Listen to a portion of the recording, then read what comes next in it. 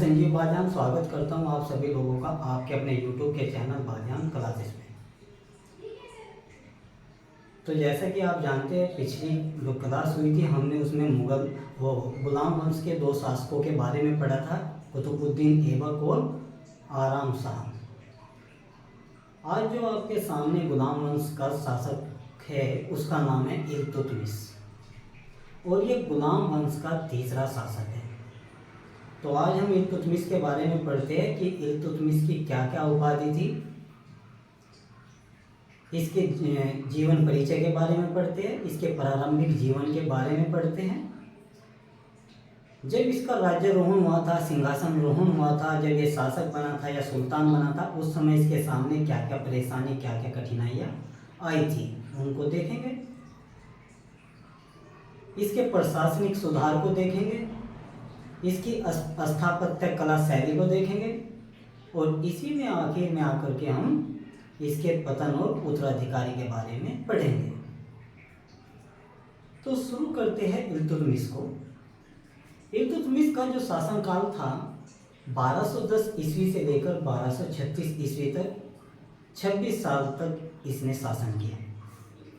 इस समय ये जो इल्तुतमिश है, इल्तुतमिश कुतुबुद्दीन ऐबक का दामाद होता है और दामाद बनने से पहले ये कुतुबुद्दीन ऐबक का दास रहता है। इल्तुतमिश का मतलब होता है साम्राज्य का स्वामी, तो इसकी ये एक उपाधि भी थी, साम्राज्य का स्वामी, यानी कि इल्तुतमिश का मतलब। इसके बाद ये जो इल्तुतमिश है ये इल्बारी वंश से था, इल्बारी जाति का था।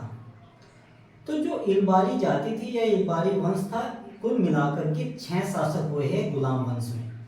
इल्तुतमिश से लेकर के नासिरुद्दीन महमूद तक 6 शासन प्रथम इल्बारी वंश के हुए हैं और प्रथम इल्बारी वंश की स्थापना इल्तुतमिश ने ही की थी। जो दूसरा इल्बारी वंश है वो आता है बलबन, गियासुद्दीन बलबन, उसमें 3 शासक हुए हैं। पहला बलबन, दूसरा कैकुबाद, तीसरा क्यूमर्स।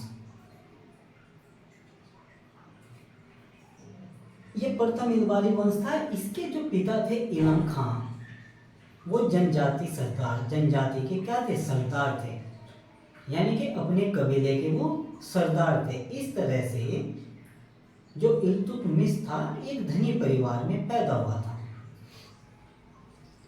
एक बार इल्तुतमिश की उपाधि देख लेते हैं, इल्तुतमिश को क्या क्या उपाधि मिली है। तो इल्तुतमिश को उपाधि मिली हुई है सुल्तान ए आजम। सुल्तान ए आजम यानी कि महान शासक।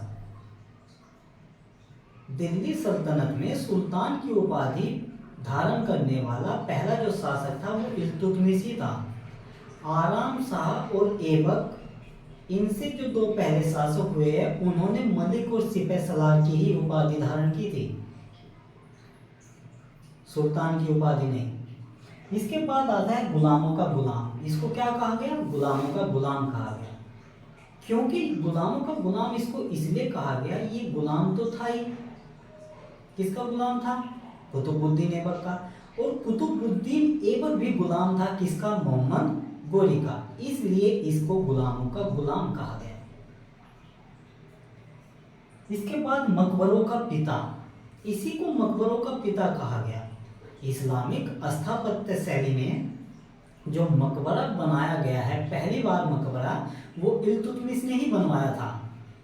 और जो मकबरा बनवाया था इसने अपने पुत्र नासिरुद्दीन का बनवाया था, जिसकी 1229 में मृत्यु हो जाती है। 1228 से 1229 में क्या हो जाती है, मृत्यु हो जाती है। फिर इसका मकबरा बनवाता है ये। तो मकबरों का पिता इसी को कहा गया है, इल्तुतमिश को। तो जो इस्लाम धर्म में बड़े बड़े राजा होते थे, जब उनकी मृत्यु होती थी तो उनको कब्र में दफना दिया जाता था। कब्र के ऊपर जो घर बनाया जाता था, उसी को, जो इमारत वगैरह बनाई जाती थी, उसी को मकबरा कहा जाता है। लेकिन जो सूफी संत होते हैं, जब उनकी कब्र पर कोई इमारत बनाई जाती है तो उसको मकबरा नहीं, उसको दरगाह बोला जाता है। तो मकबरा और दरगाह में ये फर्क है। इसके बाद इसको अमीर उल उमरा की उपाधि दी गई। किसकी उपाधि दी गई? अमीर उल उमरा की उपाधि दी गई। मैं आपको एक बात बता दूं, ये जो अमीर उल उमरा है, ये इसको उपाधि दी थी गोरी ने। इसको उपाधि किसने दी थी? गोरी ने दी थी। और गोरी ने इसको उपाधि तब दी थी जब मोहम्मद गोरी का आखिरी युद्ध, जब मोहम्मद गोरी का आखिरी युद्ध 1206 या 5 ईस्वी में खोखरों के विरुद्ध होता है, तो उस समय इल्तुतमिश भी उसकी सेना में होता है मोहम्मद गोरी की, और बड़े ही साहस से लड़ता है। उनकी योग्यता और साहस को देखकर ही उसको दास से मुक्त भी कर देता है मोहम्मद गोरी, और उसको एक उपाधि देता है अमीर उल उमरा की। तो जो इल्तुतमिश है, इसको दास से मुक्ति मोहम्मद गोरी के समय ही मिल जाती है, 1205 या 6 ईस्वी में। इसकी भी बचपन की कहानी कुछ ऐसी है जैसे कुतुबुद्दीन ऐबक की।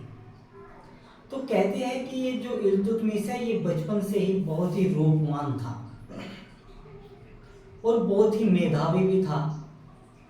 तो इसके जो भाई थे वो इससे ईर्ष्या करने लगते थे। जब वे इससे ईर्ष्या करने लगे, द्वेष करने लगे, तो उन्होंने क्या किया, इसको एक दास व्यापारी को बेच दिया।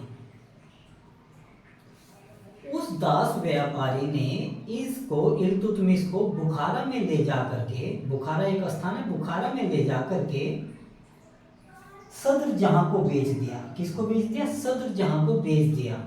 ये जो सदर जहां था, ये दासों का बहुत बड़ा व्यापारी था। जब इसने सदर जहां को बेच दिया, तो सदर जहां फिर उसको गजनी लेकर जाता है, और गजनी में जमालुद्दीन मोहम्मद चुस्त कबा इसकी बोली लगाता है इल्तुतमिश की। तो जब ये इसकी बोली लगाता है, तो मोहम्मद गोरी इसको खरीदना चाहता है, और मोहम्मद गोरी इसको 1000 स्वर्ण सिक्कों में खरीदना चाहता है। लेकिन ये जो जलालुद्दीन है, ये जो जमालुद्दीन है, ये क्या कर देता है, ये उसको अस्वीकार करता है। उन रकम को क्या करता है? अस्वीकार करता है और बेचने से मना कर देता है।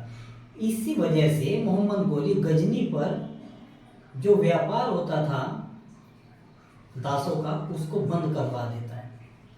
जब उसको बंद करवा देता है, तो फिर इल्तुतमिश को लाया जाता है दिल्ली में, दिल्ली व्यापार में।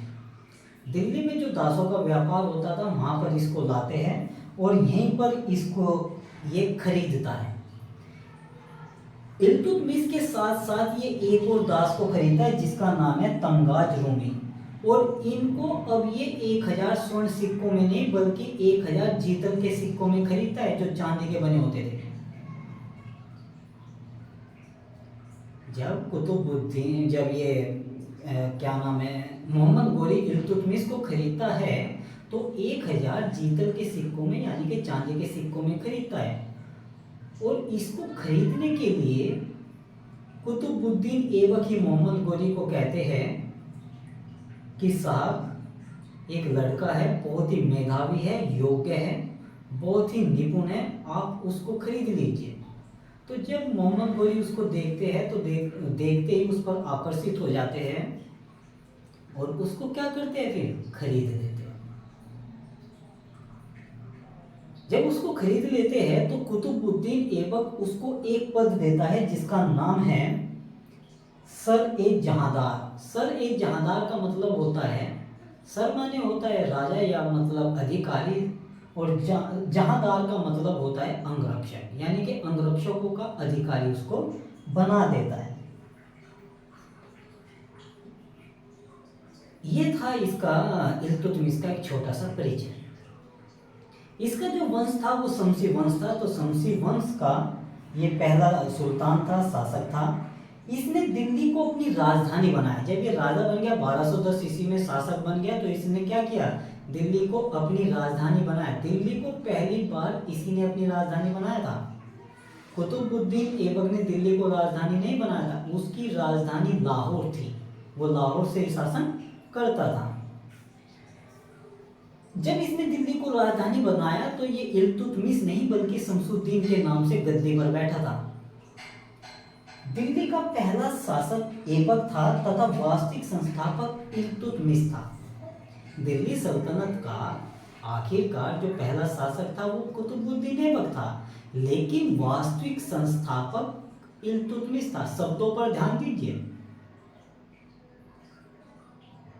शासक और वास्तविक संस्थापक पर ध्यान दीजिए,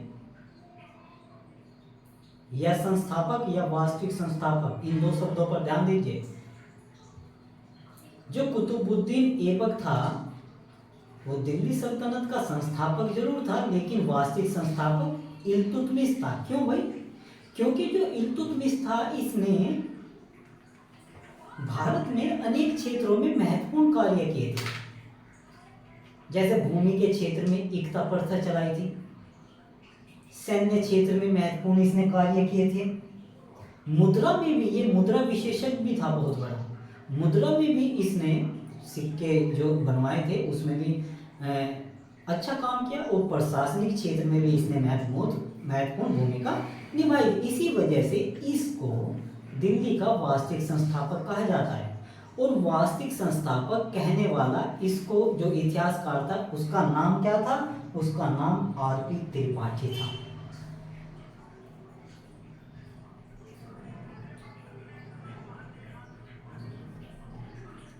इल्तुतमिश जो था इसने दिल्ली को नियोजित करके शासन करने का प्रयास किया और प्रशासनिक व्यवस्था को क्या किया? सुव्यवस्थित किया। जो प्रशासन की व्यवस्था थी उसको क्या किया? सुव्यवस्थित किया। तो ये था इल्तुतमिश का परिचय। इसके बाद हम देखेंगे जब इल्तुतमिश सिंहासन ग्रहण करता है 1210 ईस्वी में, तो उस समय इसके सामने क्या क्या परेशानियां, क्या क्या कठिनाई आती है,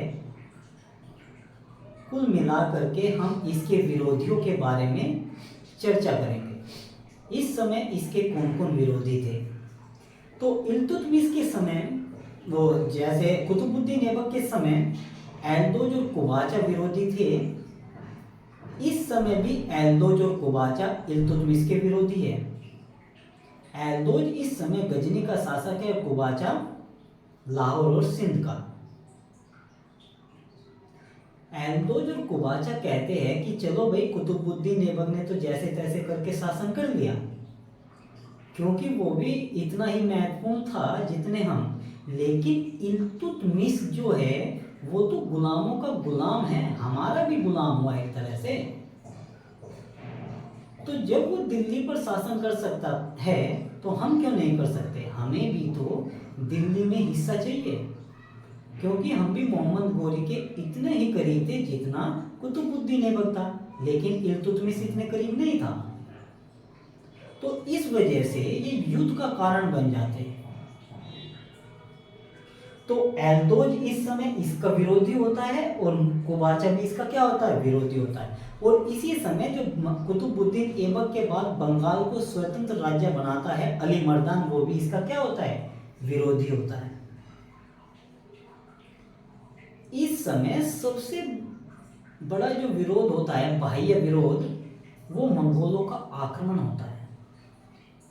मंगोलों का भारत में पहली बार आक्रमण इल्तुतमिश के समय ही हुआ था।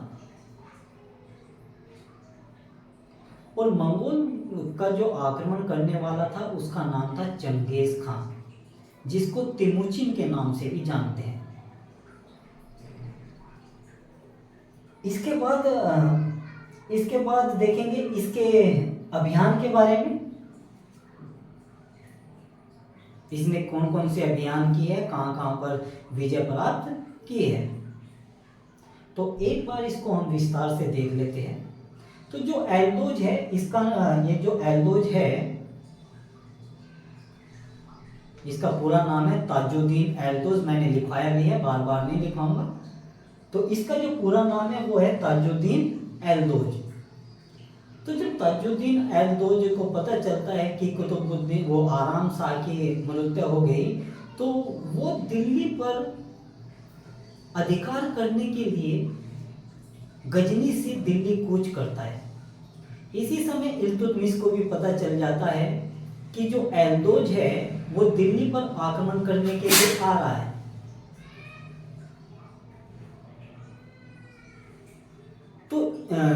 गजनी की तरफ से एल्दोज निकलता है और दिल्ली की तरफ से इल्तुतमिश निकलता है, और दोनों की भेंट होती है भटिंडा के पास तराइन के मैदान में। वहीं पर दोनों का स्वागत होता है, दोनों एक दूसरे के सामने होते हैं। तो इल्तुतमिश कारण पूछता है, भाई तुम्हारे आने का कारण क्या है? तो वो कहता है, मेरा यहाँ पर आने का जो कारण है वो दिल्ली पर अधिकार करना है। इल्तुतमिश बोलता है, तुम ऐसे अधिकार नहीं कर सकते क्योंकि दिल्ली का तो सुल्तान मैं हूं। तो ये समय है 1216 ईस्वी का और स्थान है भटिंडा के पास तराइन। तो इन दोनों के बीच में एक युद्ध छिड़ जाता है जिसको तराइन का तीसरा युद्ध कहते हैं। आप लोगों में से बहुत ही कम ऐसे होंगे जो ये जानते हो कि तराइन का तीसरा युद्ध भी हुआ था।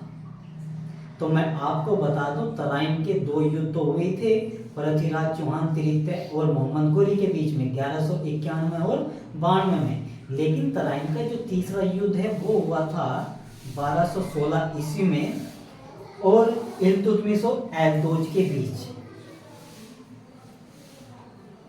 इस समय ये जो इल्तुतमिश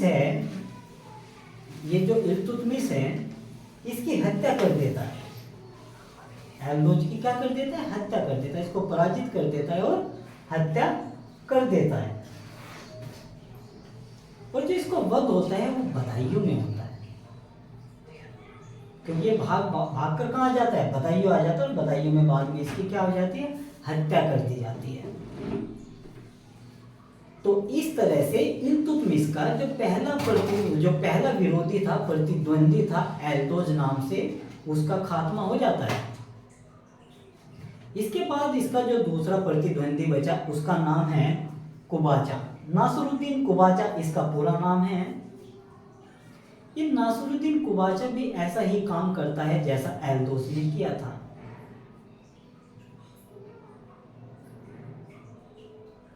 तो क्या करता है, जब ये इसको पता चल जाता है इल्तुतमिश को कि कुबाचा इस पर जो है आक्रमण करने वाला है, तो इल्तुतमिश कुबाचा की तरफ कूच करता है, यानी कि लाहौर की तरफ कूच करता है।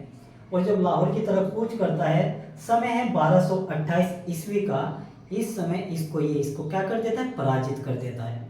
जब इसको पराजित कर देता है तो कुबाचा डर की वजह से वहां से भाग जाता है और सिंधु नदी में जाकर के ये आत्महत्या कर लेता है। इस तरह से जो एल्दोज था और जो कुबाचा था, इसके 2 मुख्य प्रतिद्वंदी या विरोधी थे, उनका खात्मा यहाँ पर हो जाता है। 1228 ईस्वी में ही इसी युद्ध के बाद जो इल्तुतमिश का पुत्र है नासरुद्दीन, उसकी भी क्या हो जाती है? मृत्यु हो जाती है। और उसी की कब्र पर पहला मकबरा इल्तुतमिश बनवाता है। इसके बाद आता है इसका तीसरा विरोधी जिसका नाम है अली मर्दान। ये अली मर्दान जो है अलाउद्दीन की उपाधि के नाम धारण करके गद्दी पर बैठता है, और इस समय इसकी जो राजधानी है वो लखनौती है। लखनौती पर यह शासन करता है, लेकिन ये लखनौती पर शासन करते करते इसकी जो महत्वाकांक्षा है वो बढ़ जाती है और ये दिल्ली पर आक्रमण करके उस पर अधिकार करना चाहता है। लेकिन कहते हैं कि कुछ उत्तराधिकारी जो होते हैं, इसके ही उत्तराधिकारी, बंगाल के जो उत्तराधिकारी थे, वे ही इसकी हत्या कर देते हैं अली मर्दान की। और अली मर्दान की हत्या करने के बाद एक गयासुद्दीन आजम नाम का जो व्यक्ति है वो गद्दी पर बैठता है अली मर्दान की हत्या के बाद। तो इस तरह से अली मर्दान की भी क्या हो जाती है? हत्या हो जाती है, और इल्तुतमिश का जो रास्ता है वो धीरे धीरे साफ हो जाता है।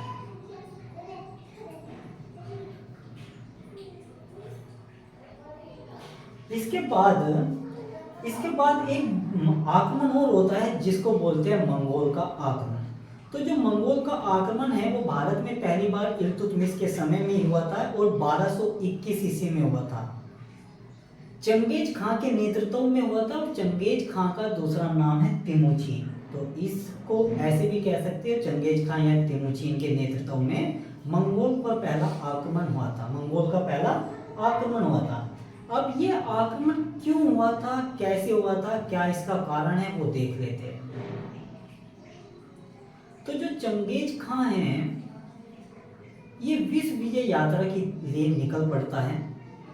तो जब ये विश्व विजय यात्रा के लिए निकल पड़ता है तो इराक में या ईरान में एक जगह है ख्वारिज, वहां का एक शासक होता है ख्वारिज्म शाह। तो ख्वारिज्म शाह को ये क्या करता है, ख्वारिज्म शाह को ये पराजित कर देता है। ख्वारिज्म शाह को क्या कर देता है, पराजित कर देता है और उसका वध कर देता है। लेकिन ख्वारिज्म शाह का जो पुत्र होता है जिसका नाम है जलालुद्दीन माकबरनी, ये जलालुद्दीन माकबरनी भारत की तरफ दौड़ता है, भारत की तरफ भाग जाता है। जब ये भारत की तरफ भागता है तो इस समय भारत में जो राजा, जो शासक होता है दिल्ली का, वो होता है इल्तुतमिश। तो इल्तुतमिश देखता है कि जो माकबरनी है वो भारत की तरफ आ रहा है और अगर मैंने इसको संरक्षण दिया तो चंगेज खां मेरी सेना को और मुझे क्या कर देगा, मार देगा। क्योंकि इस समय चंगेज खां की जो सेना थी वो बहुत ही ताकतवर थी और चंगेज खां भी बहुत ही ताकतवर था इस समय।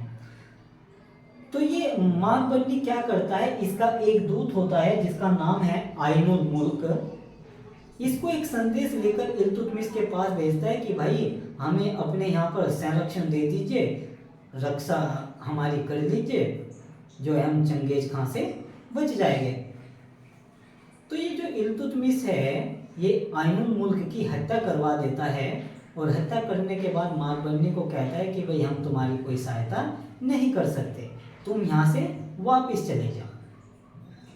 तो जब ये वापस चला जाता है, वापस जाते हुए मतलब इसको देख लेते हैं चंगेज खां, तो चंगेज खां सोचते हैं कि अब तो ये वापस आ गया, अब हम भारत पर या दिल्ली पर आक्रमण नहीं करेंगे। तो इसी कूटनीति या दूरदर्शिता की वजह से जो इल्तुतमिश है दिल्ली को मंगोल के आक्रमणों से बचा लेता है।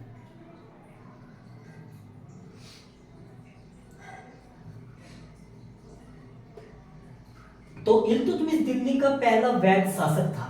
इल्तुतमिश क्या था, दिल्ली का पहला वैध शासक था और इसको वैध शासक की जो उपाधि दी थी, वैध शासक या जो सुल्तान है, जो सुल्तान की उपाधि दी थी वो 1229 ईस्वी में, याद रखना 1229 ईस्वी में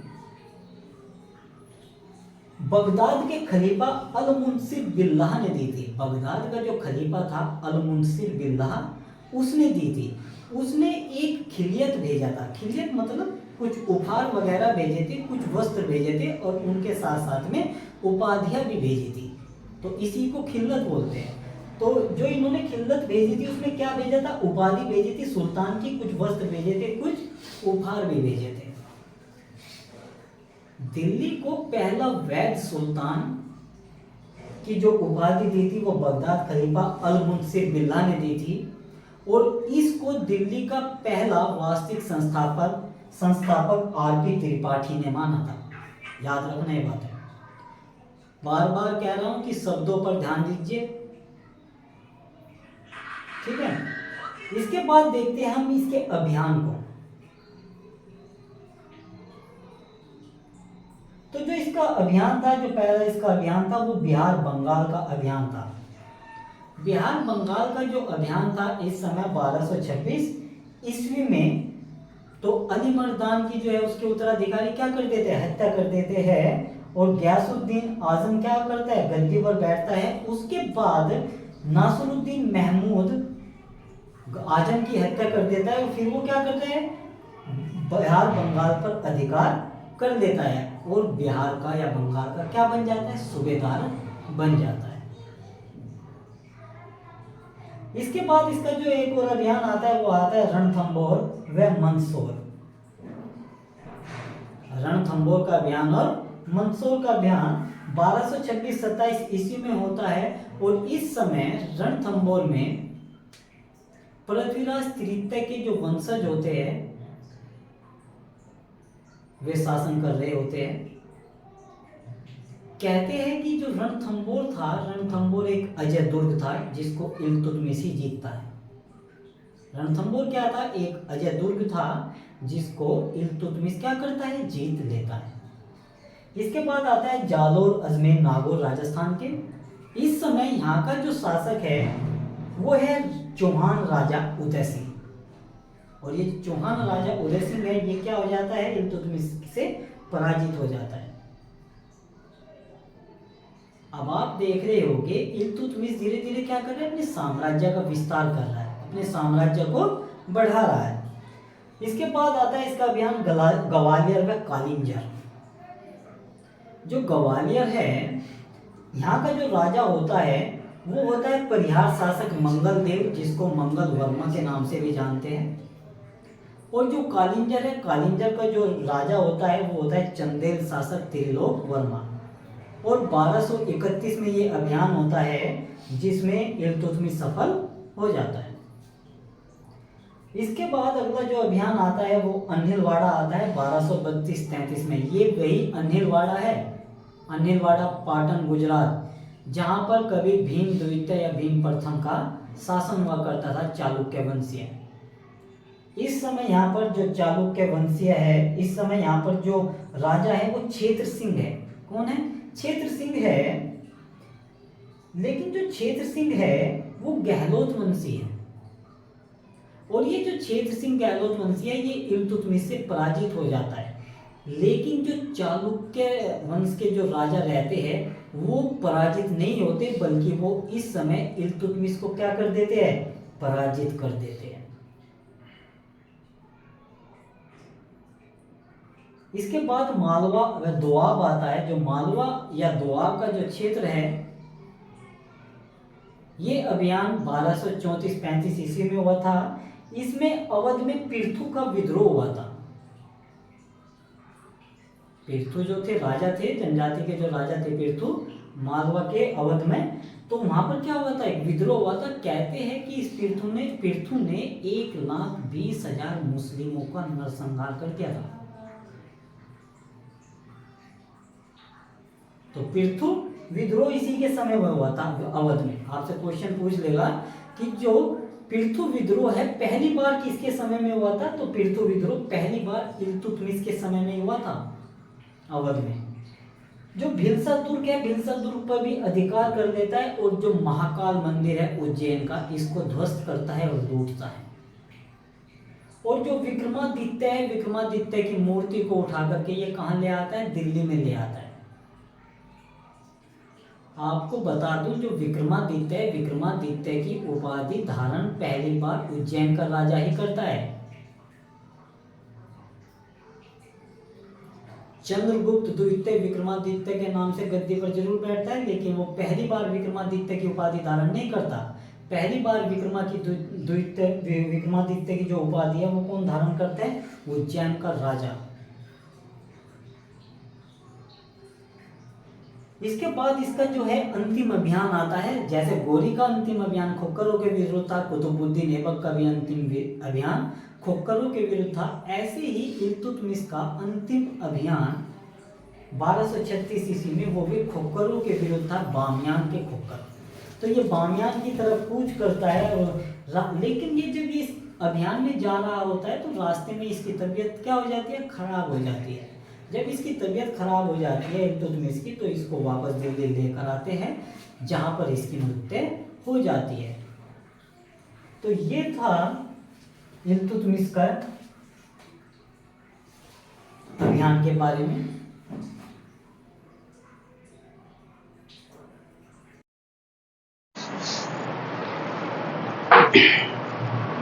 तो इल्तुतमिश के अभियान से आगे हम पढ़ते हैं इसके कुछ और महत्वपूर्ण तथ्यों को। तो इससे आगे पढ़ते हैं हम इसके शासक वर्ग को, यानी कि इसने जो शासक वर्ग का गठन कैसे किया। जो शासक वर्ग है इसके अंतर्गत हमको किन किन बातों को पढ़ना है उसको देख लेते हैं।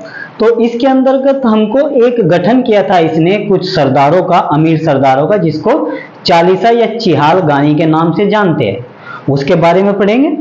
जो शासक वर्ग है, इस समय शासक वर्ग इसके दो भागों में बटा हुआ था। एक भाग था तुर्कदास का और दूसरा था ताजिक।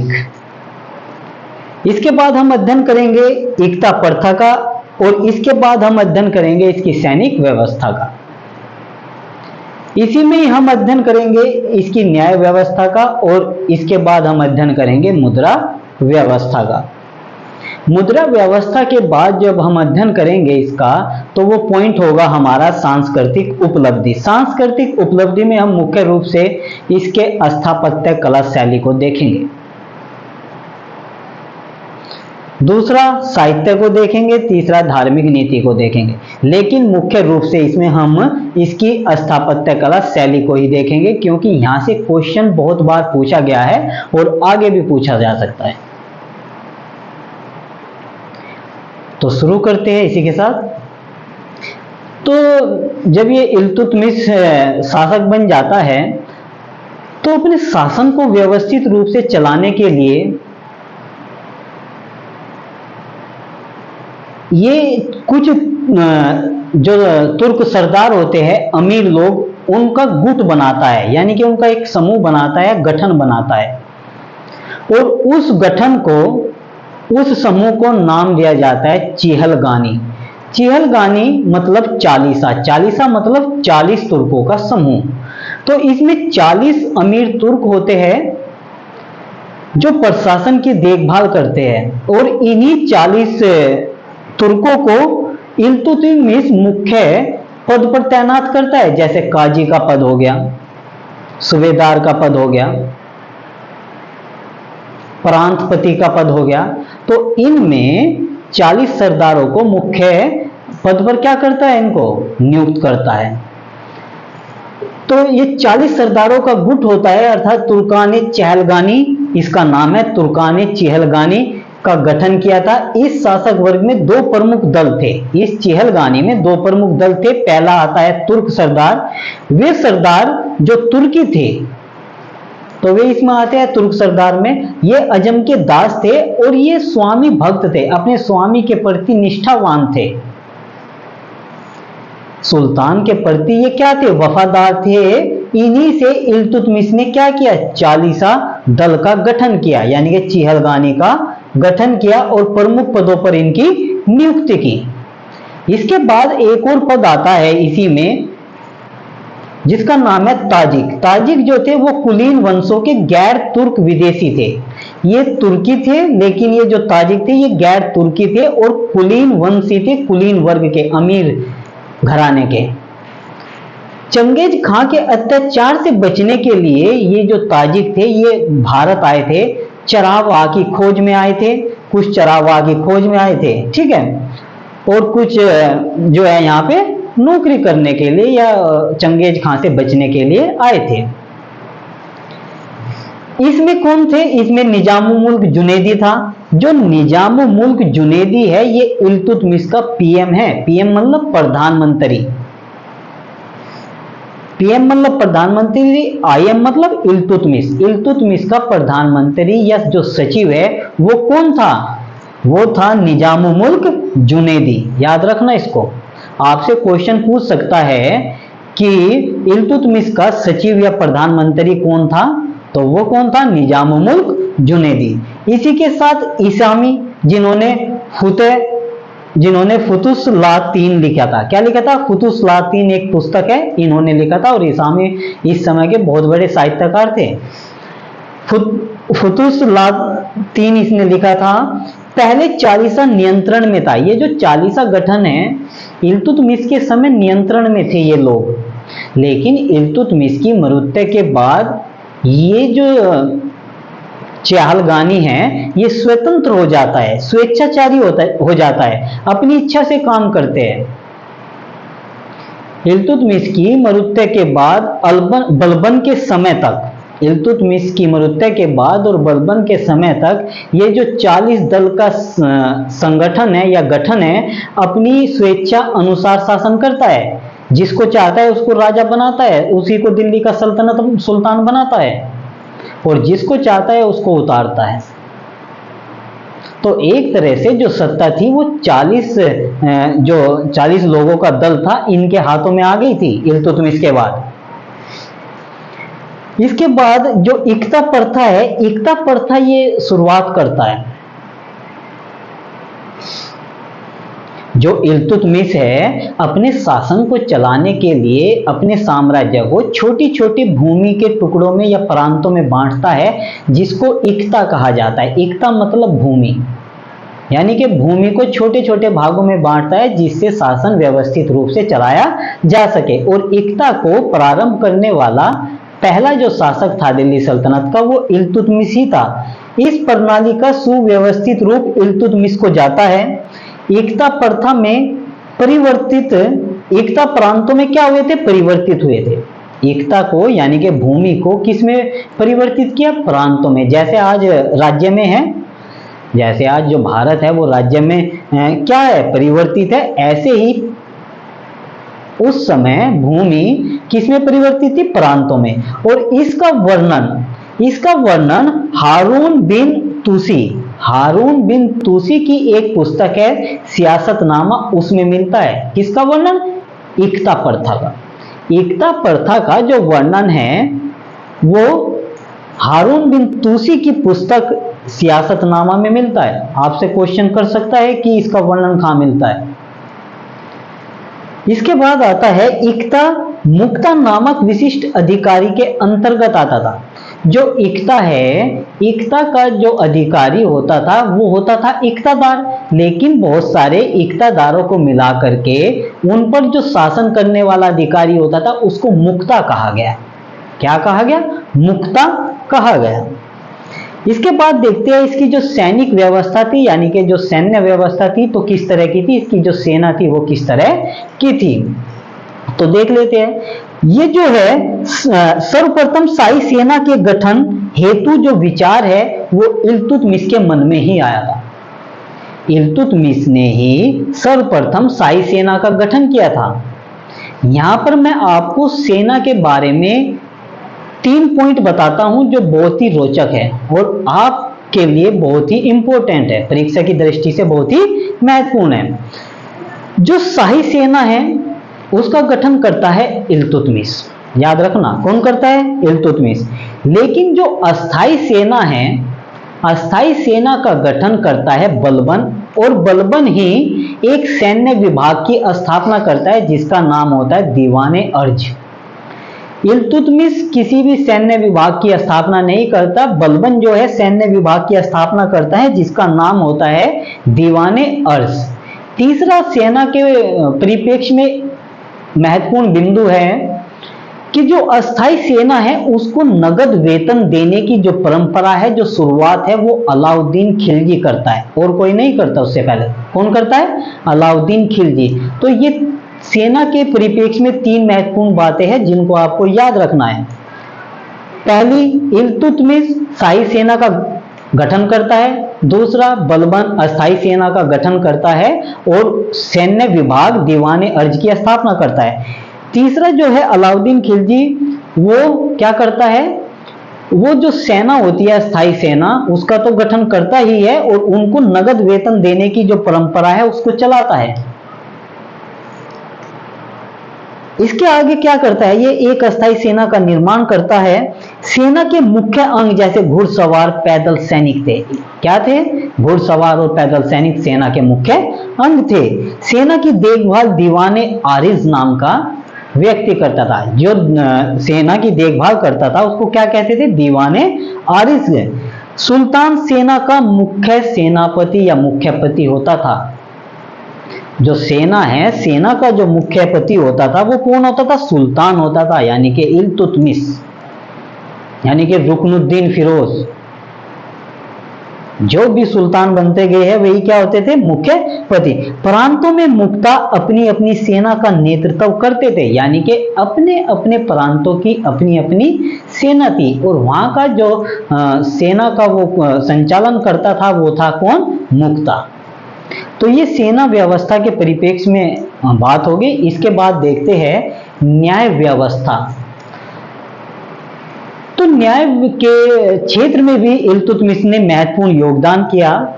न्याय के लिए इसने काजी और अमीर दाद की नियुक्ति की। न्याय के लिए इसने काजी व अमीर दाद की नियुक्ति की। सुल्तान के बाद न्याय करने वाला दूसरा जो पद था न्यायाधीश का वो काजी का ही था। सबसे बड़ा पद जो था न्यायाधीश का वो था सुल्तान का। सुल्तान ही क्या था उस समय का?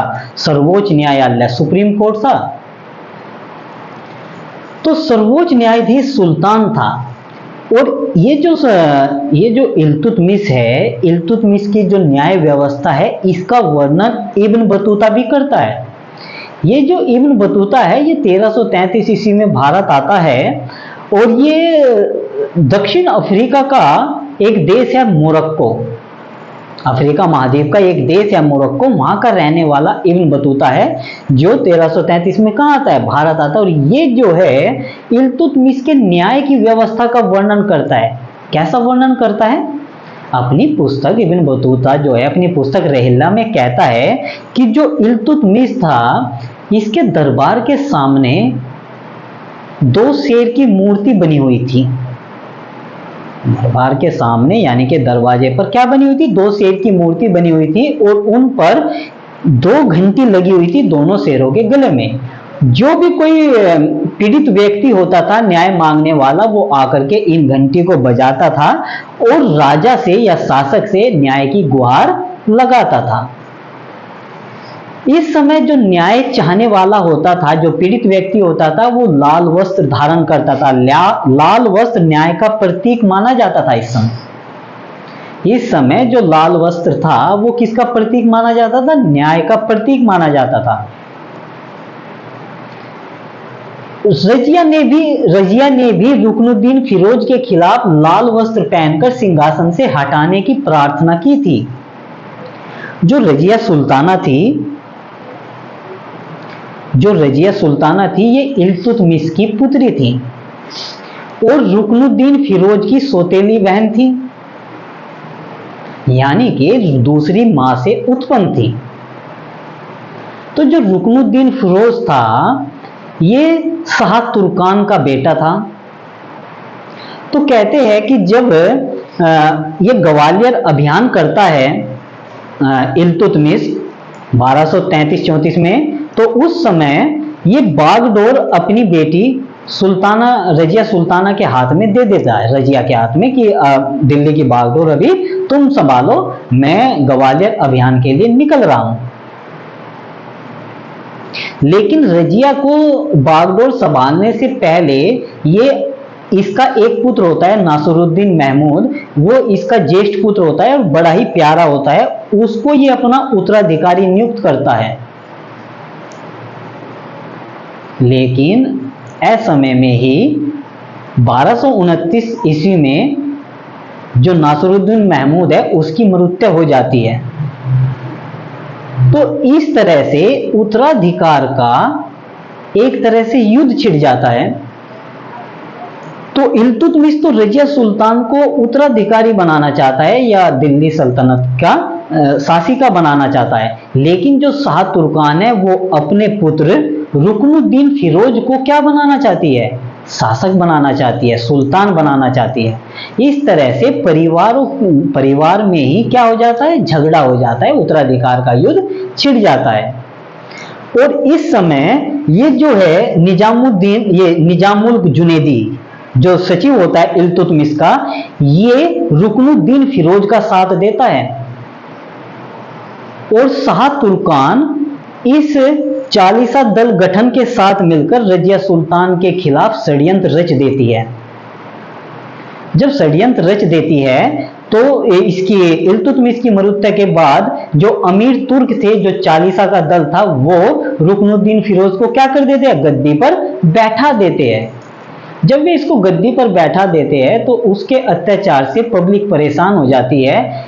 उसी बात को लेकर के इंसाफ के लिए लड़ती है रजिया सुल्ताना और लाल वस्त्र धारण करके उसको सिंहासन से हटाने की मांग करती है। इसके बाद आता है मुद्रा व्यवस्था।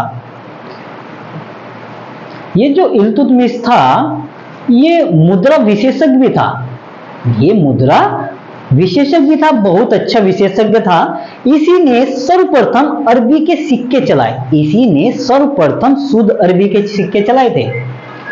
इल्तुतमिश ने ही सर्वप्रथम सुदर्बी के सिक्के चलाए थे और ये ऐसा करने वाला पहला तुर्क था।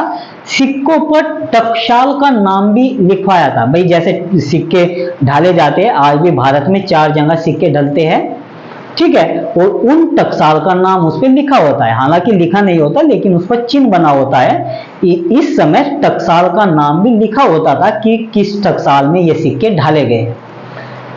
तो टकसाल का नाम लिखने का जो श्रेय है वो इल्तुतमिश को ही जाता है। इल्तुतमिश ने 2 सिक्के चलाए थे। एक तो चलाया था टंका जो चांदी का बना होता था 179 ग्रेन का, और एक होता था जीतल जो तांबे का बना हुआ था। ये 2 सिक्के इल्तुतमिश ने चलाए थे। ये 2 सिक्के किसने चलाए थे भाई? इल्तुतमिश ने चलाए थे। यह प्रथम सुल्तान था जिसके सिक्के पश्चिमी देशों के समान थे। मतलब पश्चिमी देशों में जैसे सिक्के चलते थे, इराक, ईरान, अफगानिस्तान में जैसे सिक्के चलते थे, उसी के जैसे सिक्के चलाने वाला ये पहला सुल्तान था। इसके बाद आगे चलकर बलबन ने क्या किया? बलबन ने टंका चलाया। टंका लेकिन वो किसका बना हुआ था? सोने का। उससे आगे लोधी वंश का जो दूसरा शासक था सिकंदर लोधी, जिसने 1504 ईस्वी में आगरा की स्थापना की थी सिकंदर लोधी ने, ये क्या करता है? ये तांबे का टंका चलाता है। किसका टंका चलाता है? तांबे का टंका। तो आपसे यहाँ क्वेश्चन पूछ सकता है कि टंका किसका बना हुआ था? तो टंका तांबे का भी बना हुआ था, चांदी का भी बना हुआ था और सोने का भी बना हुआ था। लेकिन समय के अनुसार इसमें परिवर्तन हुआ। इल्तुतमिश के समय टंका चांदी का बना हुआ था, बलबन के समय टंका सोने का बना हुआ था और सिकंदर लोधी के समय यह टंका किसका बना हुआ था? तांबे का। सिक्कों पर इल्तुतमिश ने नंदी की जो आकृति है वो खुदवाई और घुड़सवार की आकृति भी क्या करवाई? अंकित करवाई। ग्वालियर विजय अभियान के बाद, ग्वालियर को जीतने के बाद इल्तुतमिश सिक्कों पर एक तरफ खलीफा लिखवाता है और दूसरी तरफ अपने नाम के साथ अपनी पुत्री रजिया सुल्तान का भी नाम अंकित करवाता है। याद रखना है। इसके बाद देखते हैं सांस्कृतिक उपलब्धि। इसकी सांस्कृतिक उपलब्धि क्या क्या थी? तो पहली थी स्थापत्य कला, दूसरी थी साहित्य और तीसरी थी धार्मिक नीति। तो इसकी स्थापत्य कला देख लेते हैं। इसने किन किन इमारतों का, मदरसों का या मकबरों का निर्माण करवाया? तो 1231-32 में इसने कुतुब मीनार को क्या करवाया? इसका निर्माण इसने पूरा करवाया, यानी कि 4 मंजिला इसको करवा दिया। दिल्ली में अतरकिन का दरवाजा इसने बनवाया था। एक दरवाजा बनवाया था इसने, अतरकिन का दरवाजा। ये जो अतरकिन का दरवाजा है ये जयपुर में है, वो जोधपुर में। कहाँ है ये? जोधपुर में, राजस्थान के जोधपुर में नागौर में है अतरकिन का दरवाजा। और ये जो दरवाजा बनवाया था इसने ख्वाजा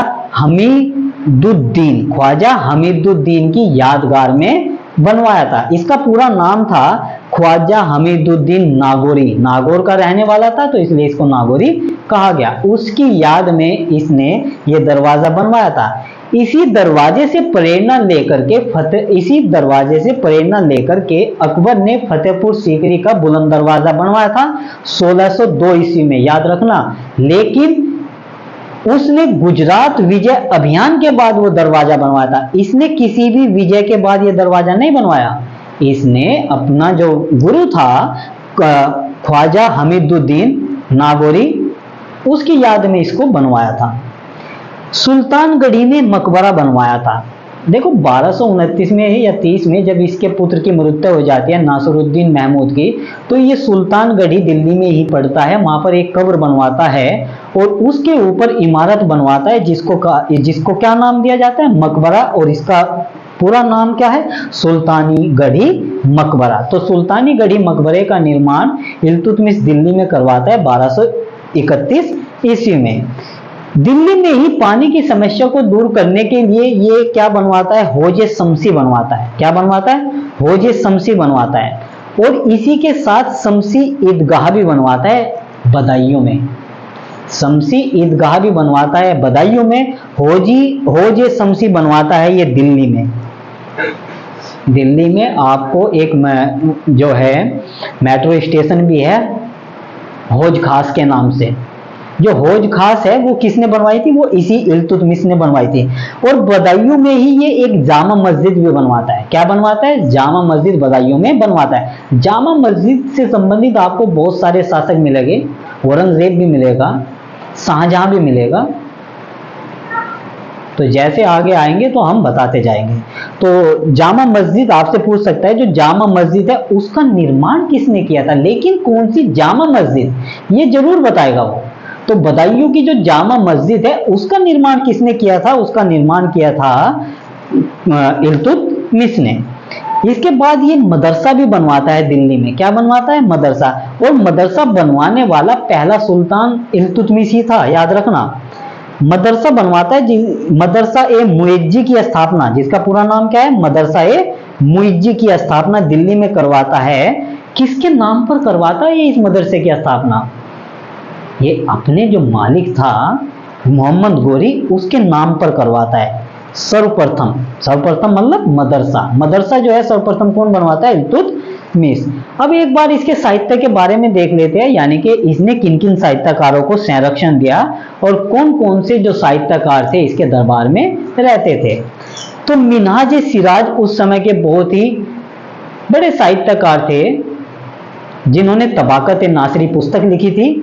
मलिक ताजुद्दीन, ये दो साहित्यकार ऐसे थे जिनको इल्तुतमिश ने संरक्षण दिया था। इसी के साथ निजामुल मुल्क जुनैदी, जो इसका पीएम भी था, सचिव भी था, फारूक मुल्क इशामी, मलिक कुतुबुद्दीन हसन, ये मलिक कुतुबुद्दीन हसन, ये जो तीन थे ये साहित्यकार, इनको इसने अपने दरबार में क्या दिया था? आश्रय दिया था, रहने के लिए जगह दी थी। और ये इसी के दरबार में रह करके साहित्य की क्या करते थे? रचना करते थे। इसके बाद धार्मिक नीति देख लेते हैं। तो ये जो इल्तुतमिश था ये धर्म के परिप्रेक्ष्य में भी बहुत ही अच्छा वो था, अत्यधिक धार्मिक प्रवृत्ति का था। धर्म के परिप्रेक्ष्य में भी कैसा था? ये धार्मिक प्रवृत्ति का व्यक्ति था। मिन्हाज सिराज इसका वर्णन करता है। मिन्हाज सिराज इसका वर्णन करता है कि ये धर्म के प्रति बहुत ही जागरूक था। शेख कुतुबुद्दीन बख्तियार काकी, शेख कुतुबुद्दीन बख्तियार काकी, जिसने शमसी तालाब बनवाया था, शमसी तालाब का जब निर्माण करवाया था, ये जो शमसी होज शमसी है, जब इसका निर्माण करवाता है इल्तुतमिश, तो इसमें मदद करता है कौन? शेख कुतुबुद्दीन बख्तियार काकी। ये सूफी संत थे, ये इनकी मदद करते हैं। एक सूफी संत और आता है जिसका नाम है शेख बहाउद्दीन जकारिया, याद रखना इसको, बहुत इंपॉर्टेंट है।